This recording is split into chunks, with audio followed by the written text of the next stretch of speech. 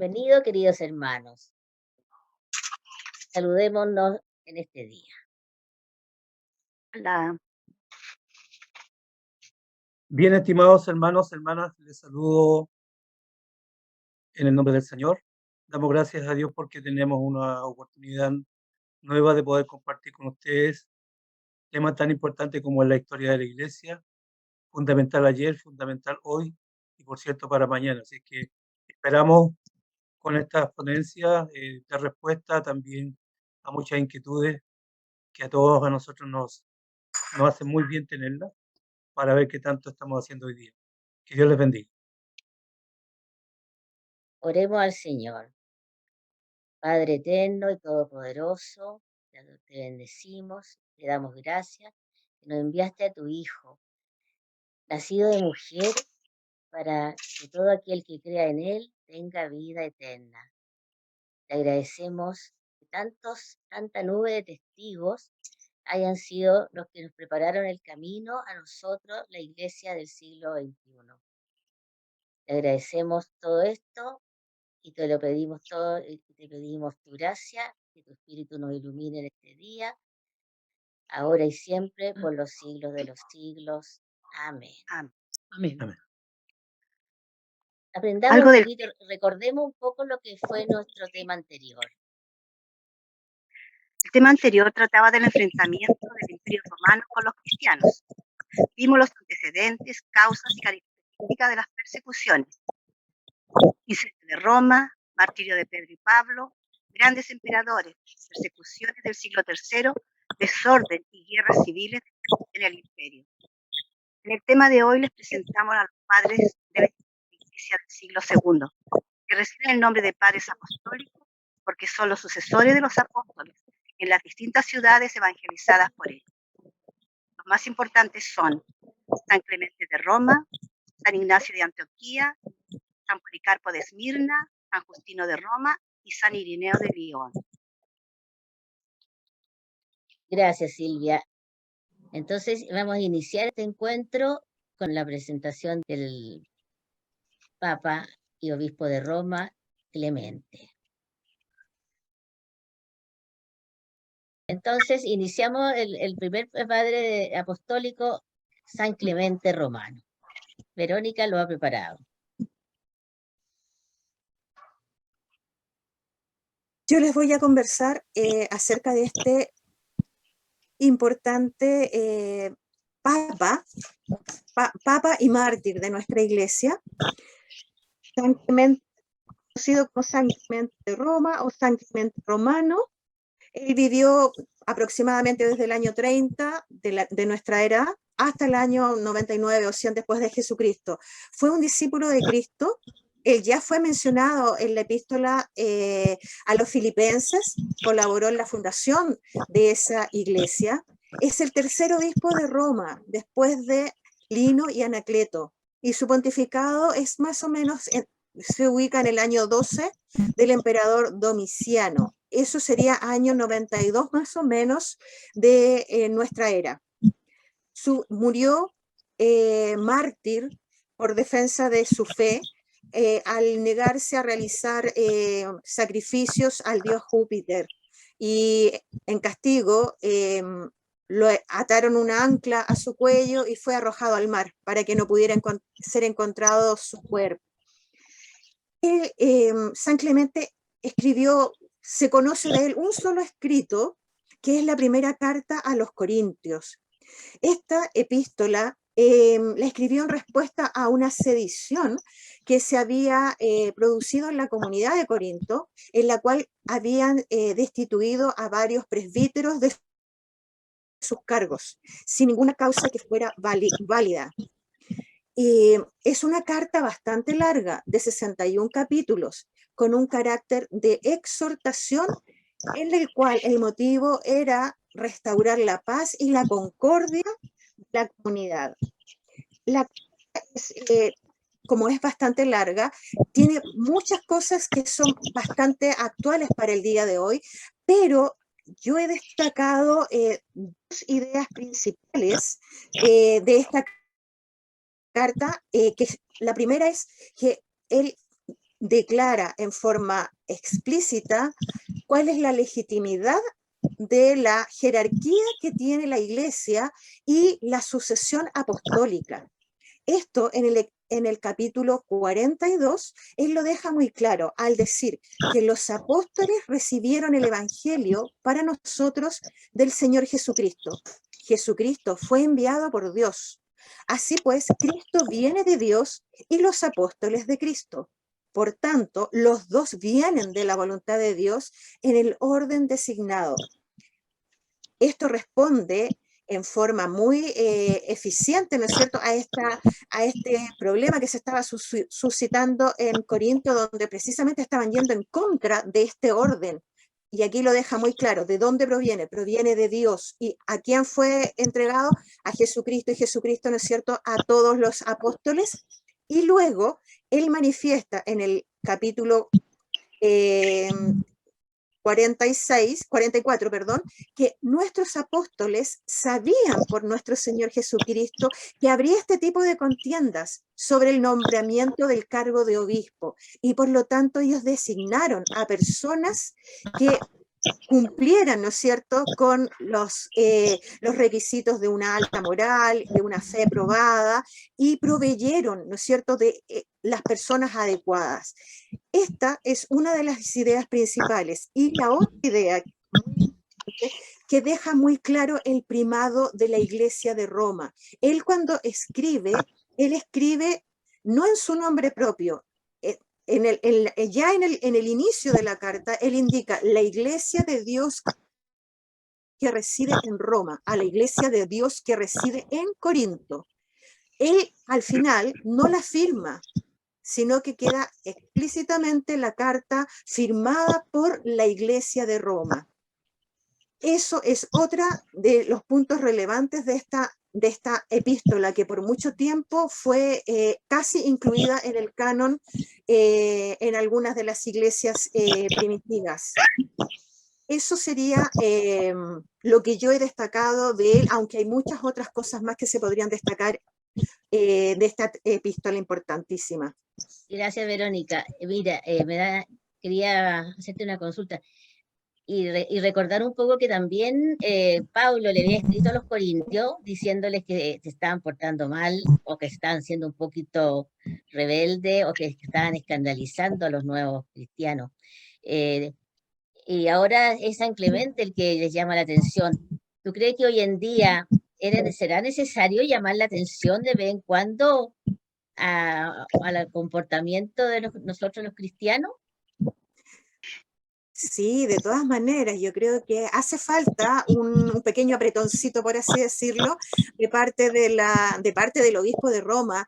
Especialmente estoy pensando en el sínodo que se está produciendo en Alemania, donde estamos viendo que hay bastantes disidencias y posturas que van en contra de lo que ha sido históricamente la tradición de la Iglesia y el Evangelio mismo. Así que no solamente eso se está viendo en Alemania, sino que también en Estados Unidos y en varias otras partes. Así que, de todas formas, sí, el obispo de Roma debería estar un poquito pendiente de esto y llamar la atención. Gracias. Bueno, llegamos al segundo de los grandes padres apostólicos, San Ignacio Antioquía. Pastor Eduardo Cid, lo dejamos. Muy bien. Bueno, me corresponde hablar de un gran hombre de la iglesia primitiva, que sin duda guarda hasta ahora una vital importancia. Me refiero a San Ignacio de Antioquía, que nace más o menos el año 30-35, y de entre de sus muchas actividades y responsabilidades, tuvo una preponderante que parte por el significado de su nombre, que viene del significado de fuego, y su sobrenombre tiene que ver también con el portador de Dios, como le decían, Teóforo. Bueno, este hombre tiene una trascendencia fundamental hasta el día de hoy, porque al enfrentarse con el emperador, este simplemente lo envía preso a Roma para ser también despedazado por los animales. En ese trayecto, San Ignacio escribe al menos 7 cartas a las iglesias que son consideradas, digamos, como una segunda parte importante de la Iglesia Universal. Y dentro de esas cartas también él simplemente le pide a la iglesia que no pidan ningún tipo de consolación o de petición de perdón para él, porque él se siente bendecido de ser también despedazado por los animales por la causa de Cristo. Dentro de sus diálogos, cuando se enfrenta con el emperador, él simplemente le hace ver que el Dios aquel que él sirve es uno solo, es único, y que gracias a ese Dios, él también se sentirá un fiel representante cuando llegue al Coliseo Romano. Dentro de sus enseñanzas, él enfatiza al menos algunas que voy a compartir con ustedes, que tiene que ver, en primer lugar, en el parto virginal de María. Cristo como hombre y también personaje divino. La Eucaristía, el día del Señor, el día domingo, y fundamentalmente la Iglesia como una institución cuya tarea es la salvación de las almas. Esta Iglesia debe permanecer en la unidad, debe ser santa, es universal, porque en el fondo lo que él presagiaba, y de hecho es el primero que la llama así, universal, porque él entendía que iba a llegar hasta los rincones más recónditos del mundo, como en este caso somos nosotros los chilenos. Así que quiero en esta corta síntesis reflejar y refrendar la importancia que tiene San Ignacio de Antioquía ayer, hoy y mañana por la herencia que nos deja, no del testimonio de la fe, pero también de la práctica de la fe. Muchas gracias. Qué maravilloso testimonio, eso de ser este texto que usted puso, soy trigo de Dios y he de ser molido por los dientes de las fieras para llegar a ser pan limpio de Cristo. Así es. Como que para él dar la vida por Cristo era maravilloso para encontrarse con él. Él también acentúa mucho el tema de la unidad de la iglesia. ¿Cree usted que los pastores hoy en día también tendrían que acentuar esa idea? Sin ninguna duda, porque creo que si hay testimonios que reflejan bendición para la iglesia es cuando ésta ha estado unida. Y si algo nos dejaron como herencia tanto los discípulos, los apóstoles, como los padres de la iglesia, es justamente que ellos, a pesar de la diferencia de tiempo en el que trabajaron, siempre estuvieron unidos en el espíritu y en la doctrina de este espíritu. Y es lo que perdura hasta el día de hoy. Por lo tanto, tenemos una gran tarea y desafío en el presente y también en el futuro. Así es, muchas gracias. El próximo padre de la iglesia es San Policarpo de Esmirna.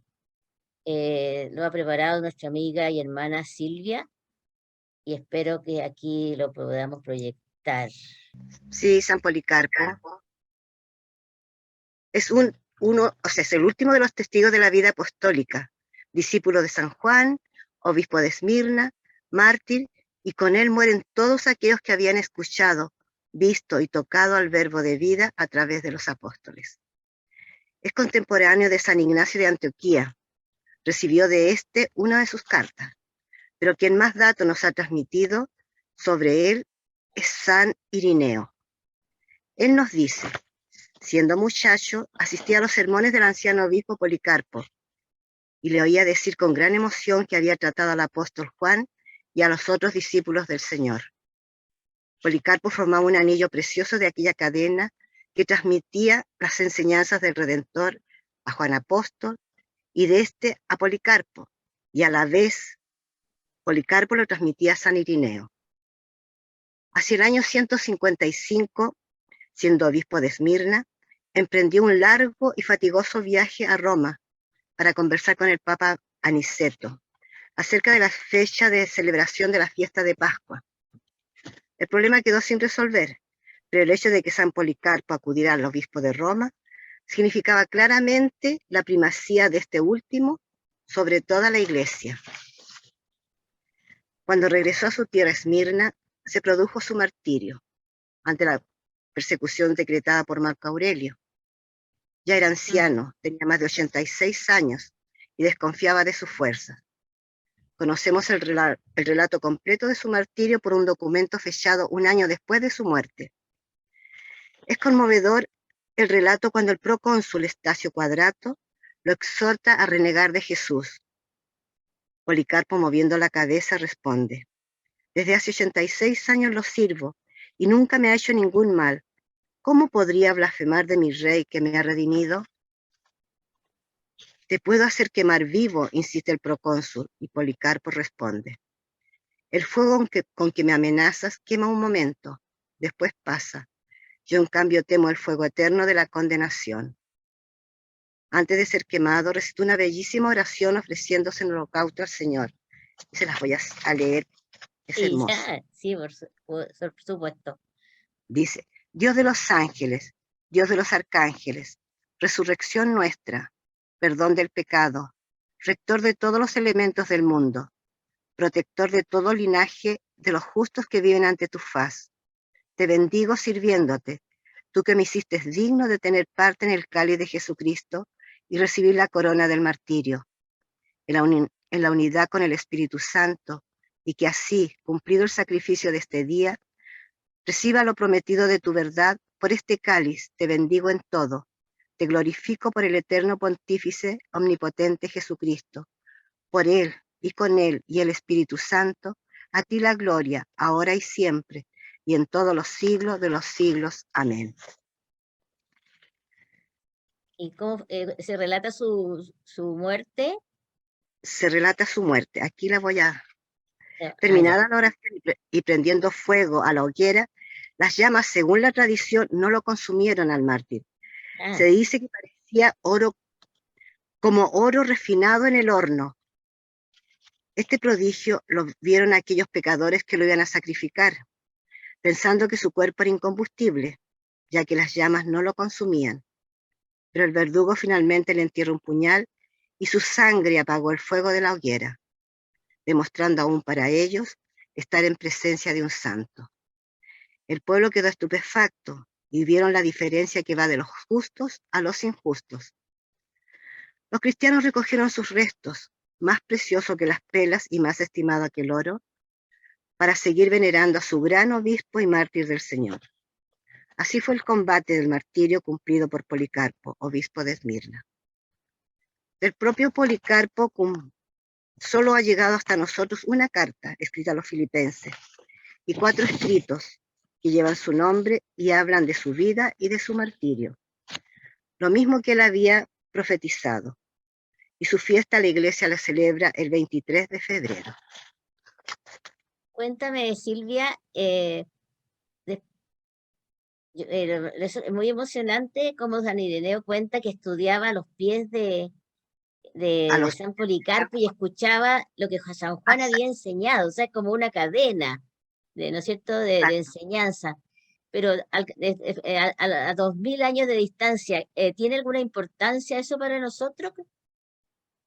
Yo digo que sí, por el hecho de que su vida de oración, la humildad, llamaba al ayuno, a la oración, a su gente. Y a mí me conmueve mucho cuando ofrece al Señor lo que él considera digno de tener parte en el suplicio del Señor. Dice, ser parte de su cáliz y recibir la corona del martirio. Para él era como un honor participar en el sacrificio del Señor. Yo tomé una parte de las cartas de los filipenses, y para mí es un tesoro, alentando a permanecer fieles en la fe y la vida de caridad, el amor de Jesucristo. Y yo veo que su predicación, su lenguaje, es como un eco del Evangelio. Claro, porque él es testigo, o sea, él escuchó a uno de los testigos y de Cristo, pues, de la resurrección de Cristo, entonces es un testigo presencial casi.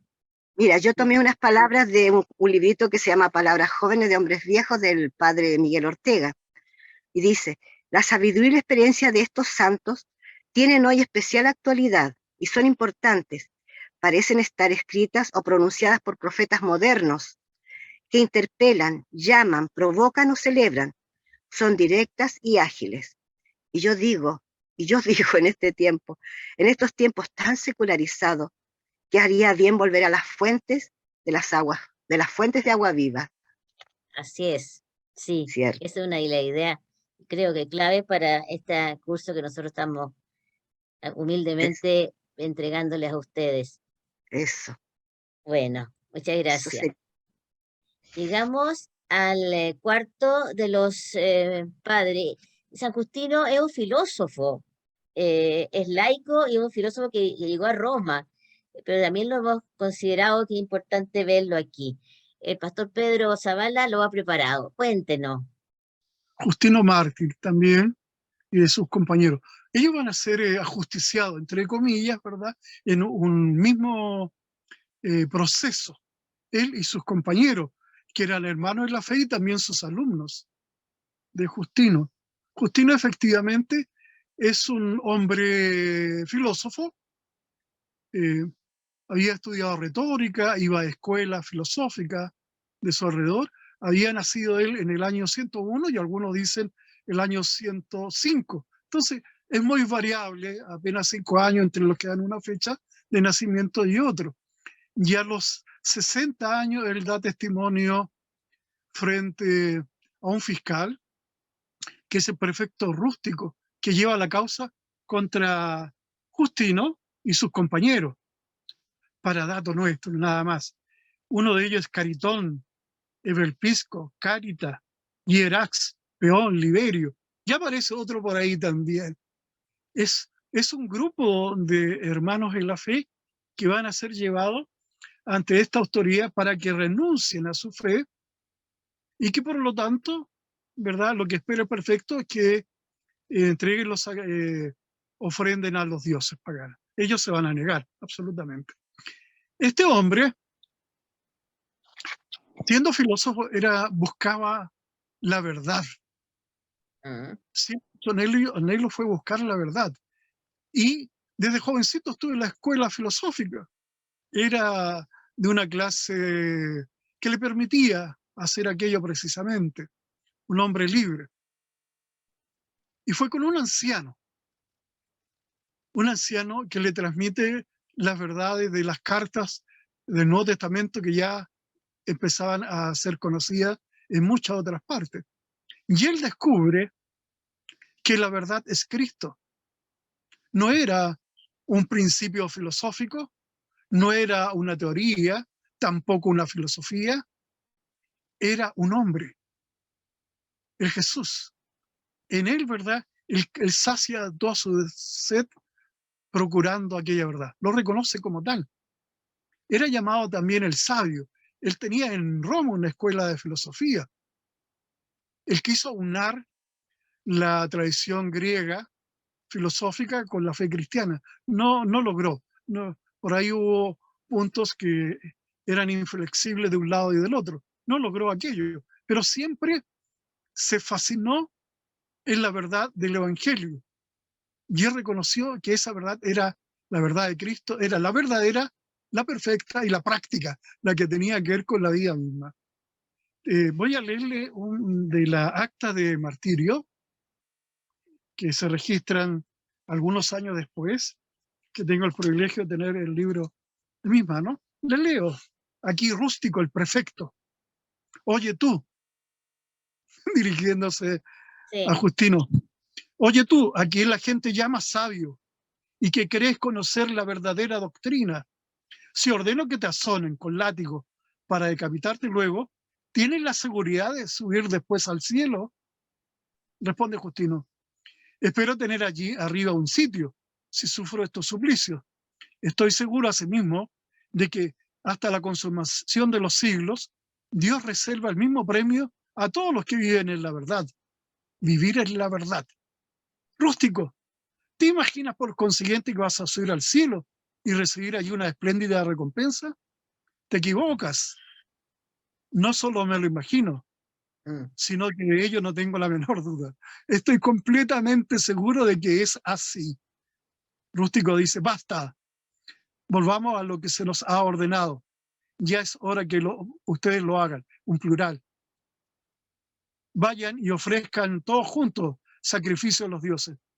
Justino responde, a menos de estar loco. No se cambia la piedad por la impiedad. Se les castigará sin compasión. Qué mayor alegría que sufrir por confesar a nuestro Señor Jesucristo. De esta forma, al comparecer ante el tribunal del Salvador, nuestro dueño, tribunal más terrible que el tuyo y del que nadie podrá escapar, estaremos ciertos de nuestra salvación. Los otros exclamaron, haz lo que te plazca, somos cristianos y no sacrificaremos a los ídolos. Entonces el prefecto dictó sentencia y leyó, los encausados se han negado a sacrificar a los dioses y obedecer las órdenes del emperador. Según lo dispuesto en las leyes, serán azotados y conducidos después al suplicio de ser decapitados. Les cortaron la cabeza y consumaron su martirio, confesando a Cristo su Señor. Un hombre que no solamente en la palabra, recuerda que había estudiado retórica también, sino también en obra escrita. Y él tiene diálogos con Trifón, en donde dialoga con un rabino judío, un rabino judío, Trifón. Y la propuesta que hace Justino ahí, que la fe cristiana tiene un valor superior. Un valor está en disputa, ¿verdad?, con aquello. Recordemos que en el año 70 el templo y la ciudad de Jerusalén había sido asolada, pero quedaban, ¿verdad?, comunidades judías, los de la diáspora y también de otros lugares. Entonces hay una disputa todavía. Y en particular, aquí hay algo que debemos destacar, que había una seria, digo yo, complicación extra. ¿Y cuál era lo extra? Que efectivamente el emperador se complicó. El emperador también había estudiado filosofía. Marco Aurelio había estudiado filosofía. Y en el año 161 él había asumido el poder. Por lo tanto, le produce un fastidio que hombres como Justino crean una superstición. Y recordemos, ya lo hemos dicho en nuestras clases anteriores, ese fue el argumento jurídico por el cual fueron perseguidos, además de otros, siendo caníbales los cristianos, etc. No decían las leyes, iban contracorriente, etc. Pero el emperador profundamente se sentía afectado que un filósofo adhiera a la fe a la cual él considera junto con otros una superstición. Luego, él escribe también lo que se llama la apología, la defensa de la fe, y él siempre está elevando la fe cristiana, pero dialogando con otras experiencias, otras creencias también. Siempre para él va a ser importante dar a conocer la fe. Se remite también en ocasiones a textos bíblicos que circulaban. Recién, ¿verdad?, el canon se está constituyendo, todo se va a definir posteriormente, pero él está citando otros textos y además de aquello va a dar un énfasis también a los sacramentos, a la experiencia sacramental de la comunidad primitiva, que será el Santo Bautismo y la Santa Eucaristía. Va a hablar de la liturgia también, cuán importante era un mismo oficio para muchas comunidades cristianas. Él quiso también caminar y hablar de lo que será después la Santísima Trinidad, dogma cristiano, pero no logró tomar la profundidad que tuvo lo otro. Pero es reconocido, es uno de aquellos que conforman el cuerpo llamados, ¿verdad?, los padres apologetas, aquellos hombres que defienden su fe. Gracias, pastor. También en esa descripción que usted decía de la Eucaristía, por eso tomamos este texto, el día llamado del sol, el domingo se tiene una reunión de todos los que viven en la ciudad y en los campos. Y día del sol es el domingo, que en otros idiomas todavía es Sunday, ¿cierto? Día del sol es el domingo en la habla inglesa. A mí me llama mucho la atención que Justino que buscó la verdad en la filosofía y logró encontrarla en Cristo. ¿Usted cree que los jóvenes de hoy pueden hacer el mismo caminar o la filosofía está olvidada y ya no hay que buscar por otro camino la conversión o el encuentro de los jóvenes con Cristo? A mi modo de ver, creo que la fe cristiana y la iglesia, en consecuencia, siempre ha sido desafiada en su propio contexto. Creo que nosotros los cristianos y cristianas que conformamos la iglesia, el cuerpo místico del Señor, madurar nuestra fe, en lo particular, en lo comunitario. Porque si hoy son los jóvenes, anteayer fueron otros y mañana serán otros también. Creo que debemos tener nosotros y nosotras la capacidad de testimoniar con la palabra bonita, la palabra de la gracia y con el testimonio de vida. Y logremos con el testimonio acercarnos a esos jóvenes que están por ahí queriendo conocer, pero no les llega el testimonio ni la palabra sencilla de los que tenemos la fe cristiana. El desafío es nuestro. Así es. Gracias. Bueno, y llegamos al quinto de los padres de la iglesia, San Irineo de León. Bueno, entonces nos encontramos con el quinto de los padres de la iglesia apostólicos, el que conversamos, que conoció a San Policarpo. Lo ha preparado Susana Itur.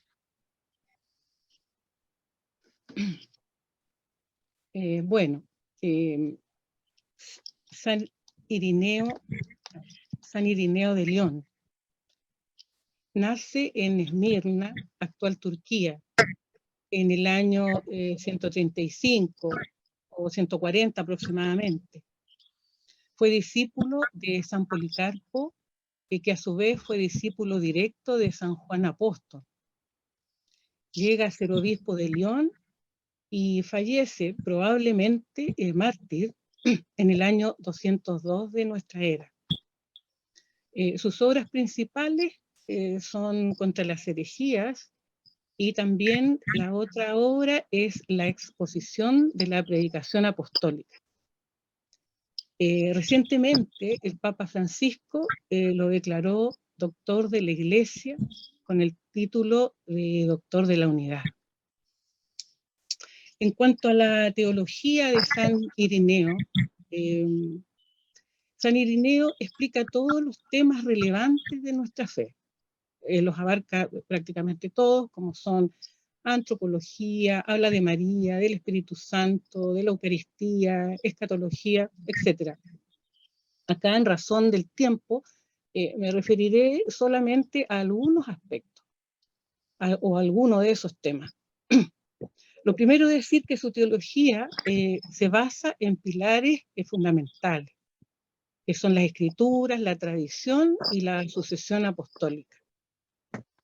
San Irineo dice, por ejemplo, que las escrituras son dos testamentos, pero que son un todo, porque una sola es la revelación.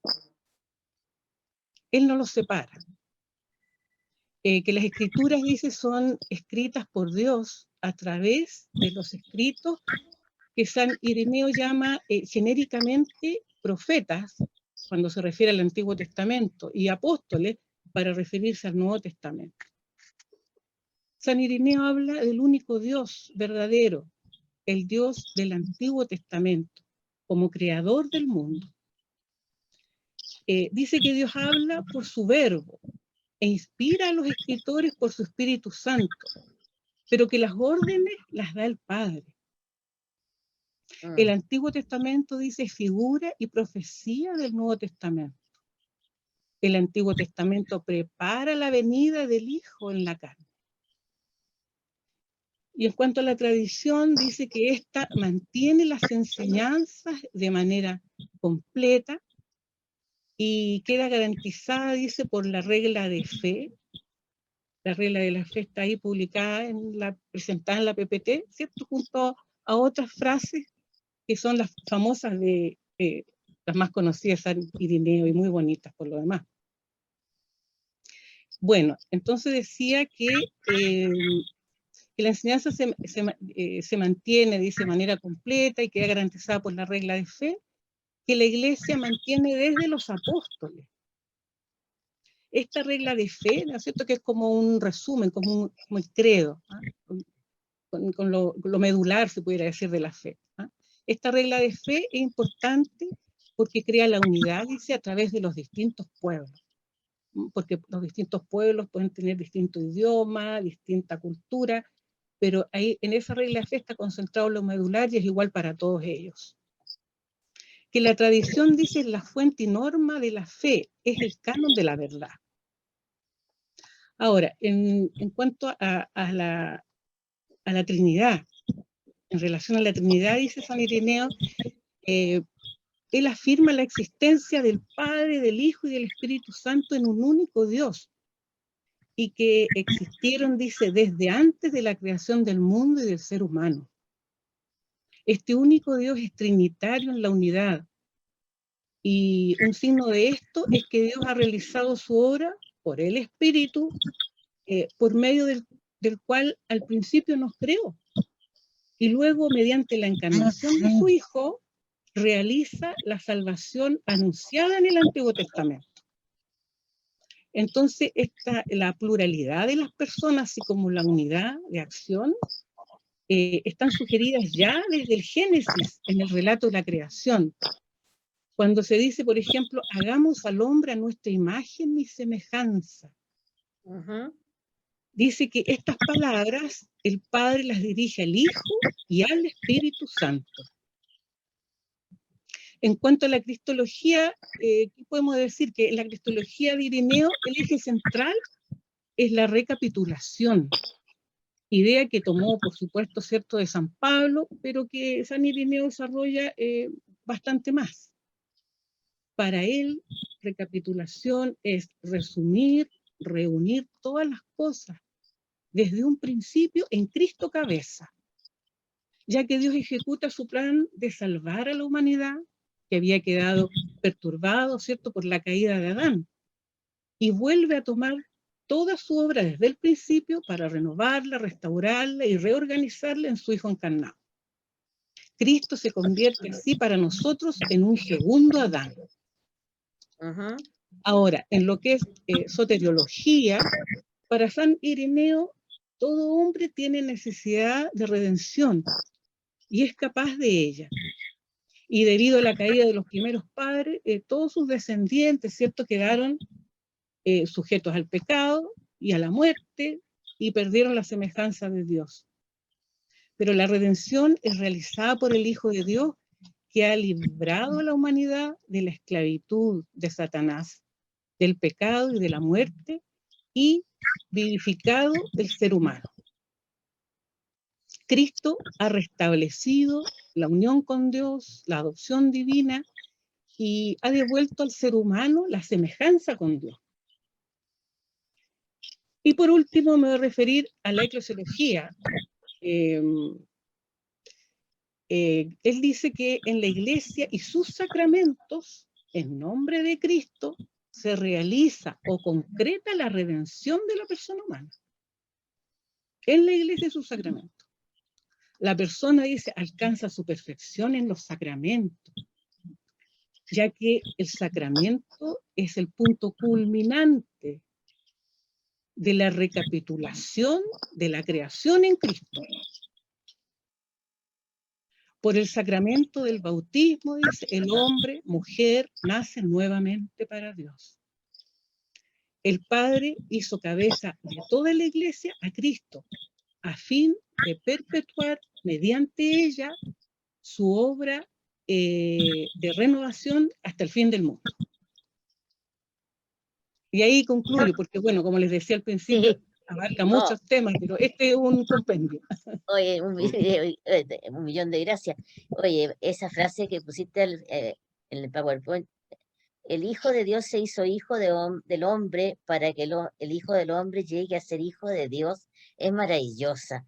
Y fue tomada por todos los padres de la Iglesia con distintas variaciones, así como una melodía que tiene las 32 variaciones de Beethoven, supongamos. ha sido elegida por muchos porque es genial. El Hijo de Dios se hizo Hijo del Hombre para que el Hijo del Hombre llegue a ser Hijo de Dios. Y en la última que se ve poco aquí, la gloria de Dios es el hombre vivo. Eso. Y la gloria del hombre, y del hombre es la visión de Dios. Susana, realmente el planteamiento de Jane Lledó es impresionante, valioso, importantísimo. ¿Y cuál Sí, de es todas maneras, ¿eh? tú crees que Jane Lledó es vigente hoy en día y a qué se debería su vigencia? Bueno, esto lo reflexioné bastante, ¿ah? Y yo pienso particularmente creo que hay tres razones principales que se pueden resumir, ¿ah? En la primera de estas tres que voy a dar. La primera que yo doy yo digo que es porque lo enseñado por San Irineo, y como diría él mismo, ¿ah? Es neumático, de neuma, ¿cierto? O sea, Espíritu. inspirado por el Espíritu Santo, y quien permanentemente enseña, recrea y rejuvenece en su iglesia, como diría Benedicto XVI. Entonces, como está inspirado por el Espíritu Santo, tiene esa fuerza y esa renovación constante, digamos. La segunda razón que yo pienso es que lo que enseña San Irineo es a partir de las escrituras y de la tradición apostólica en la línea de San Juan Apóstol. Es muy claro y muy puro, o sea, se podría decir que su pensamiento, su doctrina, de manera que que es perdurable en el tiempo, o siempre vigente, o sea, eso la hace actual. Y la tercera razón, yo diría que su doctrina en gran parte nace para contraargumentar herejías de su época. Y estas desviaciones del cristianismo respecto a las escrituras y de la tradición apostólica, tal vez podemos encontrarlas también hoy en día. Si no las mismas, análogas o parecidas. Y es aquí entonces que podemos responder con las enseñanzas de San Irineo. Sí, hay que conocerlo más. Cierto. Muchas gracias. Qué alegría entonces haberlo escuchado a ustedes 6 que hemos sido en su investigación acerca de la importancia que tienen estos padres apostólicos.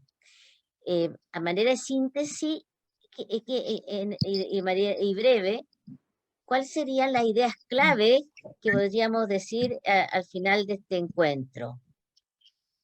Cualquiera de ustedes puede empezar. Pastor Eduardo.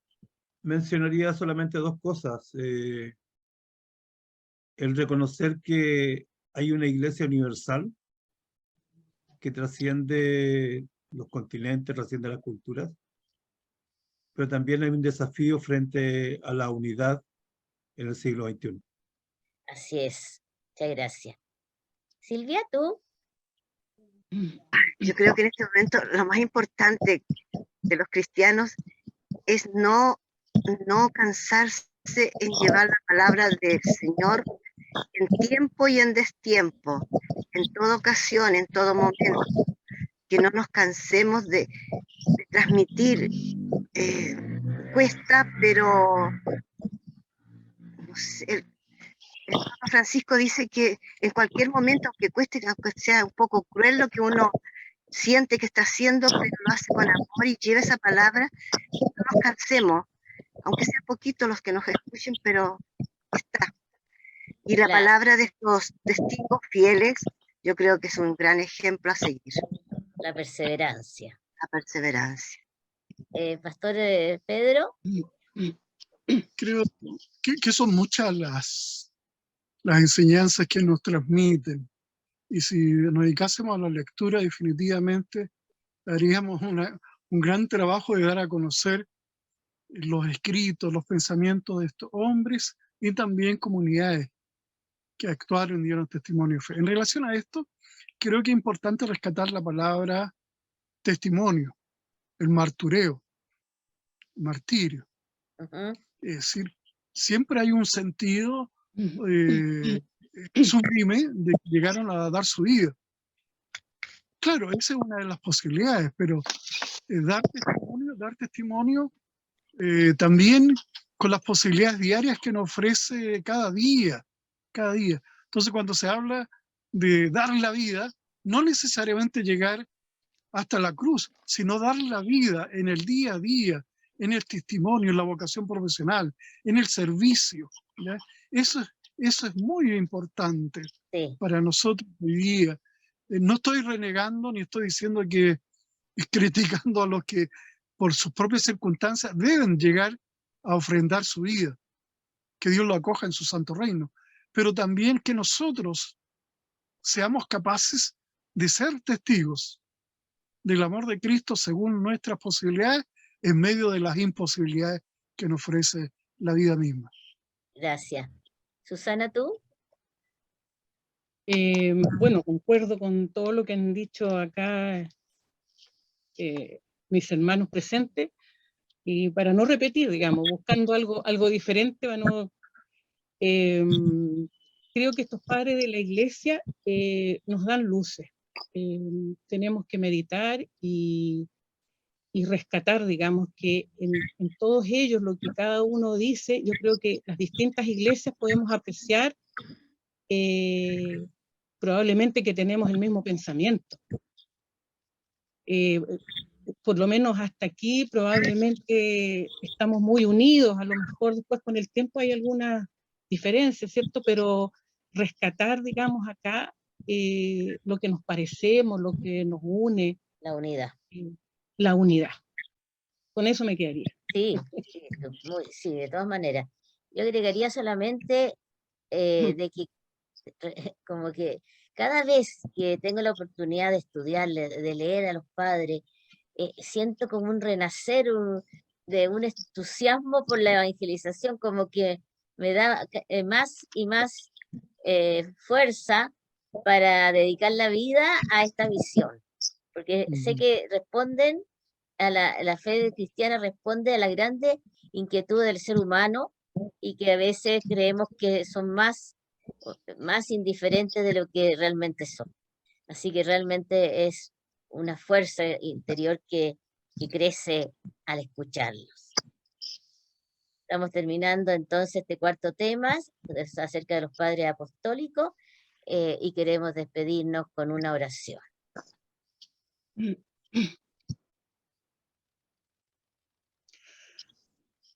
Dios, uno y trino, te adoramos, te bendecimos y te damos gracias. Hoy, con toda humildad,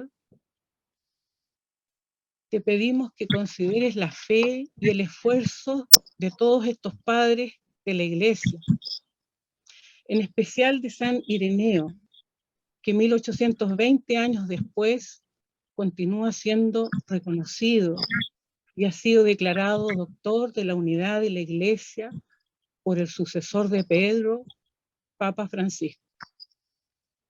Considera, Señor, la enseñanza de San Ireneo, cuál era defender la verdadera doctrina y exponer con claridad la verdad de la fe, y que hizo que muchos cristianos regresaran.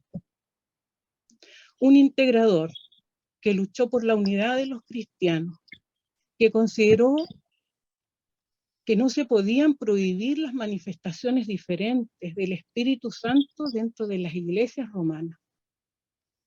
Un pacifista que tenía como fin ayudar a todos a encontrar a Cristo y no combatir humillando al adversario. Que aquellos que disentían en algún aspecto, San Ireneo solicitaba se les tratase con suavidad. Que nunca quiso que hubiera separaciones de la comunión. Considera, Señor, que nosotros unidos en torno a San Ireneo, doctor de unidad, y a sus enseñanzas, humildemente te rogamos, Señor, sana esta iglesia herida por las separaciones.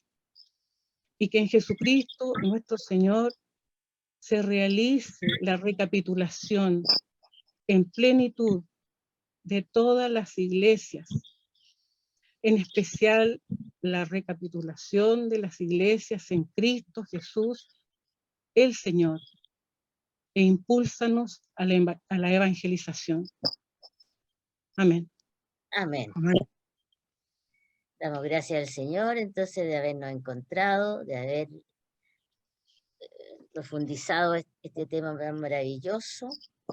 Les pedimos que nos escriban a nuestro correo. Una es laiglesia@gmail.com, mandándonos sus opiniones, sus inquietudes, sus dudas.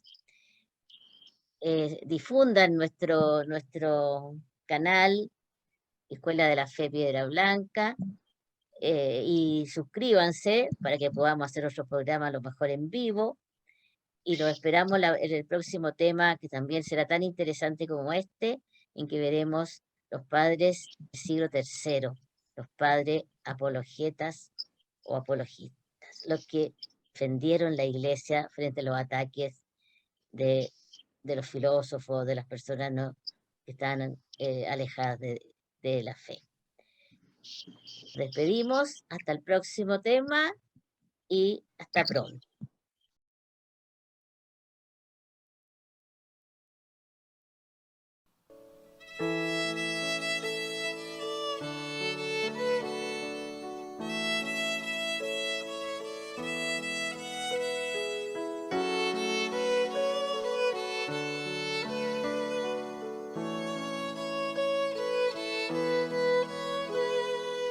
Pater gemon hoentois uranos, agias toto nomasu, el teto ge basileiasu, kene teto telemasu, josen uranoi, caepitesques, donarton gemantan,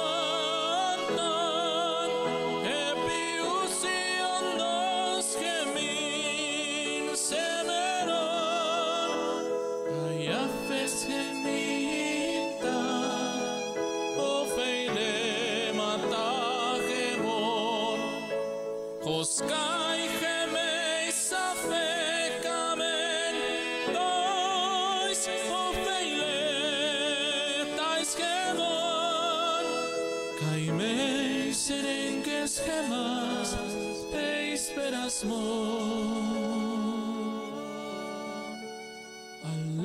alarusai gemas, apotu